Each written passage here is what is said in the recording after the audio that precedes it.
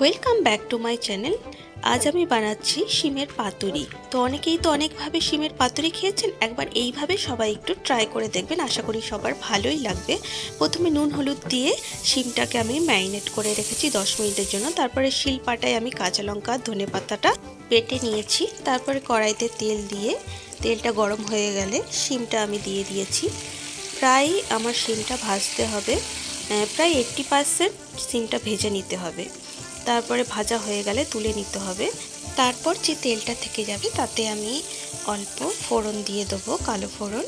তারপরে দেওয়ার পরে ধনে পাতার কাঁচা লঙ্কার পেস্টটা দিয়ে ভালো করে একটু কষিয়ে নিতে হবে, যাতে ধনে পাতার কাঁচা গন্ধটা চলে যায়।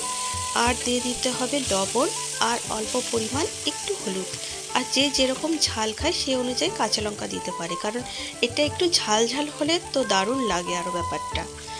তারপরে আমি ভালো করে মশলাটা কষিয়ে নিতে হবে। কষিয়ে নিয়ে তারপরে অল্প পরিমাণ একটু জল দেবো, যেহেতু আমি শিমটা ভালো করেই ভেজে নিয়েছি। তারপরে গ্রেভির জলটা ফুটে আসলেই শিমগুলো দিয়ে দিতে হবে। তো শিমগুলো দেওয়ার পরে আমি একটু মিষ্টি অ্যাড করে দেবো, কারণ নুন মিষ্টি আর ঝালের ব্যালেন্সটা যেন ঠিকঠাকই থাকে। আমার কাছে যেহেতু ধনে পাতাটা একটু কম ছিল, তাই গ্রেভির পরিমাণটাও একটু কম হয়ে গেছিলো। তোমরা একটু গ্রেভির ধনে পাতাটা একটু বেশি করে দিলে গ্রেভির পরিমাণটা একটু বেশি হবে খেতে, তখন আরোই ভালো লাগবে।